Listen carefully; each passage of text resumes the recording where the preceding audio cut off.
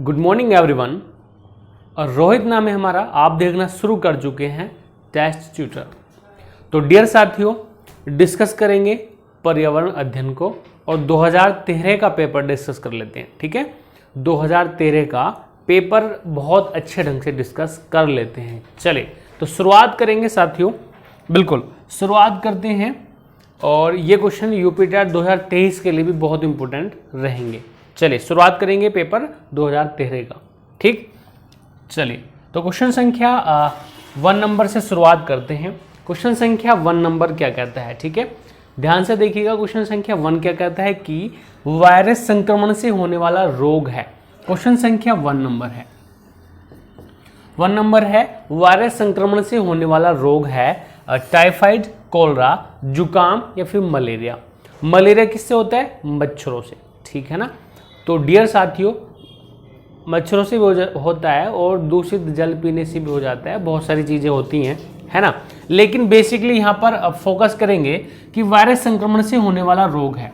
Virus संक्रमण से होने वाला रोग कौन सा है? वो है जुकाम। कौन सा है साथियों? जुकाम है, जुकाम है। जी हाँ, तो सी ऑप्शन हमारे यहाँ पर राइट आंसर है। सी ऑप्शन हमारे यहाँ पर राइट आंसर हो जाएगा। ठीक है, आगे बढ़ते हैं कि क्वेश्चन संख्या 2 नंबर देखेंगे। कमेंट बॉक्स में बताएंगे लास्ट में आप लोगों का स्कोर कितना रहा 30 में से। ठीक, भारत में कृषि को प्रभावित करने वाला मौसम का सबसे महत्वपूर्ण तत्व कौन सा है? भारत में कृषि को प्रभावित करने वाला मौसम का सबसे महत्वपूर्ण तत्व है, कौन सा है? तापमान, आर्द्रता, पवन, वृष्टि। ठीक है, तो ध्यान से देखो साथियों, वृष्टि जहां पर वर्षा ज्यादा हो जाती है तो नुकसान है, वर्षा कम है तो नुकसान नहीं है, लेकिन बिल्कुल ही वर्षा नहीं है तो नुकसान है। ठीक है, तो वृष्टि सही आंसर आएगा। वृष्टि मतलब वर्षा, वर्षा प्रभावित करती है। अगर वर्षा यानी कि बारिश ज्यादा हो गई तो भाई दिक्कत ही है, दिक्कत। जैसे क्या अभी चल रहा है मानसून, ठीक है ना, तो बहुत ज्यादा बाढ़ आ रही है। तो साथियों वृष्टि यहाँ पर हमारा राइट आंसर है ना। आगे बढ़ते हैं, क्वेश्चन संख्या 3 नंबर की बात करते हैं। 3rd नंबर है कि वायुमंडल की सबसे ठंडी परत कौन सी है? सबसे ठंडी परत के बारे में बात की गई है। वायुमंडल की सबसे ठंडी परत है और क्षोभ मंडल में पेड़ पौधे पाए जाते हैं, ये आप लोग को पता है ही। तो देखो यहाँ पर जो है ना मध्य मंडल सही आंसर हो जाएगा। क्या हो जाएगा? मध्य मंडल बिल्कुल डिक्टो आंसर है। ठंडी परत पूछा है तो मध्य मंडल सही है। ठीक है, आगे बढ़ते हैं। क्वेश्चन संख्या 4 नंबर की बात करें। क्वेश्चन संख्या 4 नंबर है, निम्नलिखित में से कौन सी ग्रीन हाउस गैस है? Green house gas multiple time आप लोगों ने पढ़ रखा है, ओमीना का जलवा। देखो मंडी परिषद में भी यहाँ से क्वेश्चन बना है कि ग्रीन हाउस गैस कौन सी है, कौन सी नहीं है। तो ये वाला क्वेश्चन जो ना सदाबहार है, किसी भी आ जाता है, किसी भी एग्जाम में क्वेश्चन आ जाता है। ठीक है, तो क्वेश्चन संख्या यहाँ पर 4 नंबर है, निम्नलिखित में से कौन सी ग्रीन हाउस गैस है? तो ग्रीन हाउस गैस है मीथेन, इसको बोलते हैं CH4। ठीक है, क्या बोलते हैं? इसको बोलते हैं CH4। यह दलदली क्षेत्रों में पाई जाती है। ठीक है, CH4 बोलते हैं, दलदली क्षेत्रों में साथियों पाई जाती है, कोयले की खदानों में, पशु जुगाली करते हैं तब। दूसरी बात, तालाबों में, तालाबों के पास जो गंदे नाले होते हैं, सीधी सी बात है, गंदे नालियों में ये पाई जाती है। ठीक है, जहां पर भी स्मेल आती है, सीधी सीधी बात है, जिस पानी में भी स्मेल आती है तो समझ लो मीथेन गैस है। ठीक, आगे बढ़ते हैं। क्वेश्चन संख्या देखिएगा 5 नंबर है, बहुत फेमस क्वेश्चन है, बहुत फेमस क्वेश्चन है। क्वेश्चन संख्या 5 नंबर की बात करेंगे तो डियर साथियों इंपॉर्टेंट है ही ये वाला क्वेश्चन। तो भारत में प्रोजेक्ट टाइगर की शुरुआत हुई, कब हुई? प्रोजेक्ट टाइगर की शुरुआत की बात करेंगे डियर साथियों, तो ये हुई थी 1973 को। कब? 1973 हुई थी, 1973 सॉरी 1973, 1973 सही आंसर है। बढ़ते हैं आगे, क्वेश्चन संख्या 6 नंबर की बात करते हैं कि पृथ्वी तल पर उस काल्पनिक रेखा को क्या कहते हैं जो 180 डिग्री मेरिडियन यम उत्तर पर खींची हुई है, यम उत्तर पर खींची है। ठीक, आप लोग सोच रहे हो कि सर ज्यादा तेजी से चल रहे हो। देखो डियर, क्वेश्चन आप लोगों ने पढ़ रखे हैं, ठीक है ना, पढ़ रखे हैं, कुछ साथियों ने नहीं पढ़ रखे। जिन साथियों ने नहीं पढ़ रखे वो ध्यान से आंसर करते रहिएगा, और जिन साथियों ने पढ़ रखे हैं लगातार रिवीजन कीजिएगा और फटाफट से आंसर इनका करते रहिएगा। ठीक है, तो आंसर यहाँ पर हो जाएगा अंतर्राष्ट्रीय तिथि रेखा। क्या हो जाएगा? अंतर्राष्ट्रीय तिथि रेखा बिल्कुल राइट आंसर है। नेक्स्ट क्वेश्चन है क्वेश्चन संख्या 7 नंबर की बात करते हैं कि निम्नलिखित में से किस राज्य में गल्फ ऑफ मन्नार मैरीन राष्ट्रीय पार्क स्थित है। गल्फ ऑफ मन्नार मैरीन राष्ट्रीय पार्क स्थित है। ठीक है, चलो गुजरात, तमिलनाडु, अंडमान द्वीप या फिर पश्चिम बंगाल। ठीक है, इसके साथ साथ एक क्वेश्चन और बताना होगा आप लोग को बताना होगा साथियों, कांडला बंदरगाह किस राज्य में है। कांडला बंदरगाह, ठीक है, यहां पर लिख देता हूं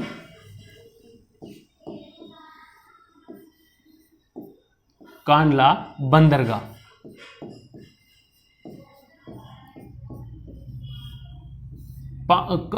कांडला बंदरगाह, जी जी जी, कांडला बंदरगाह यह किस राज्य में है, फटाफट से बताएंगे कमेंट सेक्शन में। ठीक है, कांडला बंदरगाह कहां पर है, और देखो तमिलनाडु सही आंसर हमारा हो जाएगा। क्या हो जाएगा, तमिलनाडु बिल्कुल सही आंसर हो जाएगा। और कांडला बंदरगाह कहां पर है, कांडला बंदरगाह है गुजरात में, पंडित दीनदयाल के नाम से इसको जाना जाता है। ये कहां पर है, ये है गुजरात में। ठीक है, ये कहां पर है, ये है गुजरात में।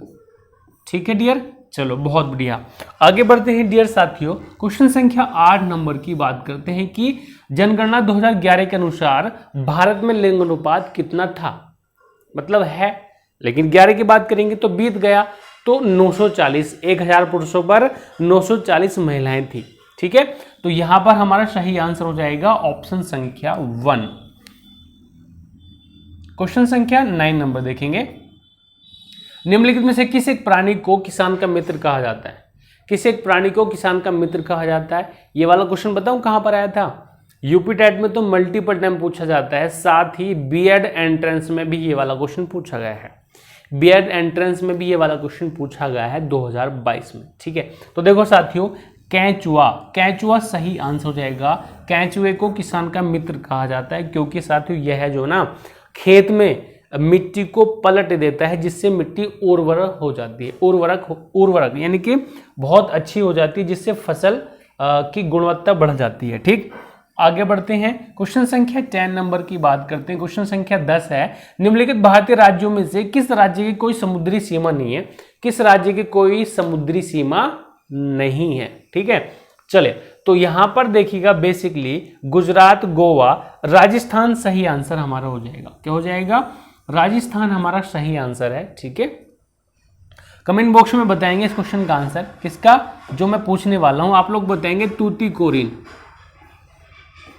जी तूतीकोरिन।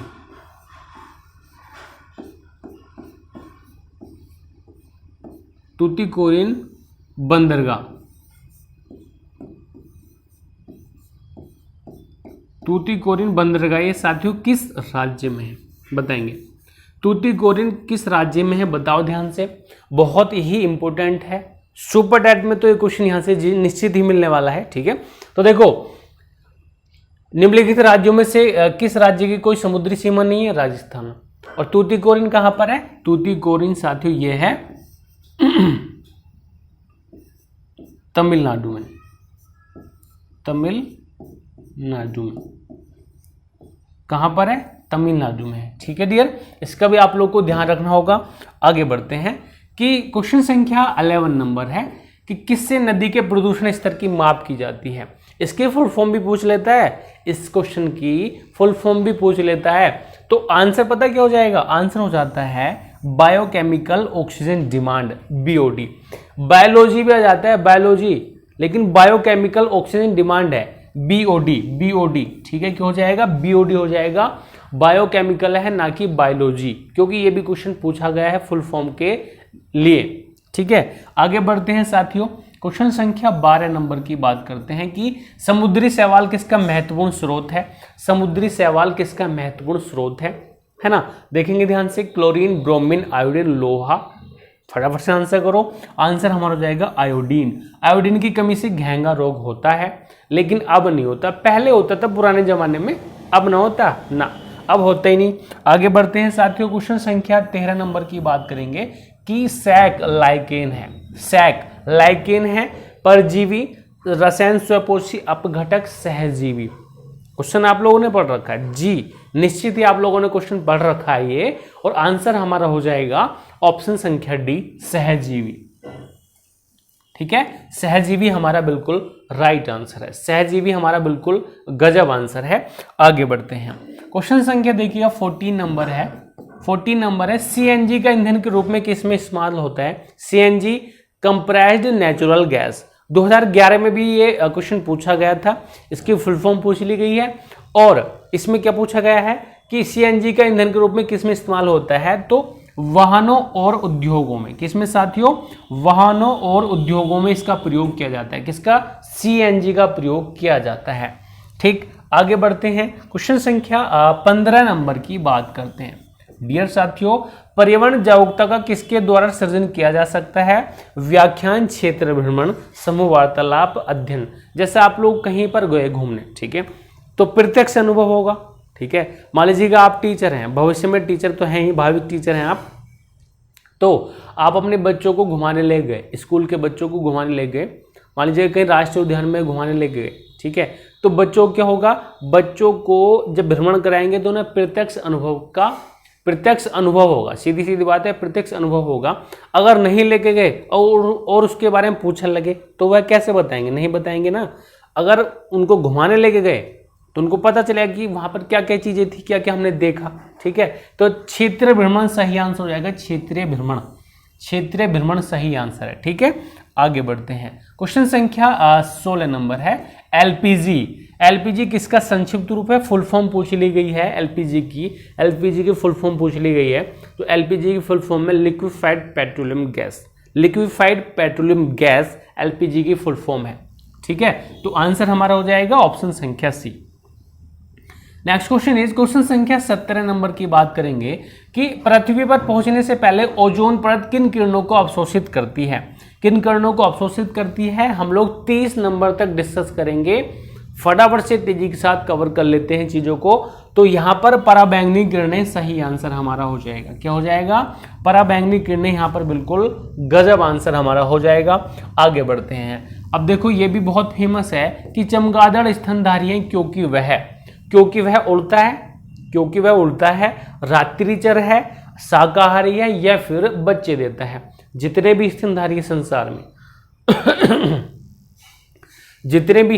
संसार में सब बच्चे देते हैं। ठीक है, तो आंसर हमारा हो जाएगा ऑप्शन संख्या डी, बच्चे देता है। ठीक, आगे बढ़ते हैं, क्वेश्चन संख्या 19 नंबर की बात करेंगे। पर्यावरण की परिभाषा क्या है? What is the definition of EVS? What is the definition of पर्यावरण? ठीक है, तो पर्यावरण की परिभाषा पूछी गई है। ठीक है, कोई डाउट नहीं है। अगर शुरुआत में आप लोगों ने पढ़ रखा होगा तो बहुत अच्छी बात है। हालांकि पर्यावरण का पहले चैप्टर में पहले पन्ने पर डेफिनेशन लिखी हुई है। ठीक है, तो बायोटिक एवं बायोटिक घटक, यहां पर हमारा ए ऑप्शन सही आंसर हो जाएगा। आप लोग ये ना बताएं कि जो चीजें हमें घेरती हैं गलत हो जाएगा, ये भी गलत है। समुद्र तल के नीचे पृथ्वी पर वस्तुएं गलत हो जाएगा। एबायोटिक एवं बायोटिक घटक, वो ये इस प्रकार का क्वेश्चन है जैसे गागर में सागर नहीं होती, छोटे शब्दों में कम शब्दों में ज्यादा बोलना, सीधी सीधी बात है, ज्यादा व्याख्या। ठीक है, तो इसी के अंतर्गत पेड़ पौधे, रिश्ते नाते सभी आ जाएंगे, जीव जंतु सब आ जाएंगे। किसके अंतर्गत? इसके अंतर्गत एबायोटिक एवं बायोटिक घटक। ठीक है, अगले क्वेश्चन की बात करेंगे, क्वेश्चन संख्या 20 नंबर है कि पर्यावरण को बचाने के लिए चिपको आंदोलन से कौन सा राज्य जुड़ा हुआ है? कौन सा राज्य है? यह है उत्तराखंड। क्या है? उत्तराखंड जुड़ा हुआ है। आंसर हो जाएगा ऑप्शन संख्या सी। ठीक है, सी ऑप्शन हमारा बिल्कुल सही है। और आगे बढ़ते हैं, क्वेश्चन संख्या 21 नंबर है, जीवों के व्यवहार का अध्ययन किया जाता है। जीवों के व्यवहार का अध्ययन किस में किया जाता है? बताएंगे? बताएं, जीवों के व्यवहार का अध्ययन किस में किया जाता है? हम सही पढ़ रहे हैं, सच में आप लोगों ने क्वेश्चन पढ़ रखे, मुझे पता है, तो थोड़ा सा हम स्पीड में इंक्रीज क्यों नहीं करते? ठीक है, तो यहां पर हो जाएगा इथियोलॉजी सही आंसर हमारा हो जाएगा ऑप्शन संख्या सी। क्वेश्चन संख्या 22 नंबर है, बायोडीजल तैयार किया जाता है। 1000 बार क्वेश्चन हमने पढ़ रखा है ना, पढ़ा?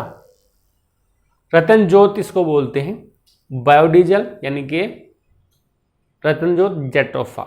ठीक है, तो आंसर हो जाएगा ऑप्शन संख्या बी, जेट्रोफा। ठीक है, आगे बढ़ते हैं, क्वेश्चन संख्या देखो 23 नंबर है कि विश्व ओजोन दिवस कब मनाया जाता है? विश्व ओजोन दिवस देखो 5 जून को तो पर्यावरण दिवस, 5 जून को तो पर्यावरण दिवस मनाया जाता है।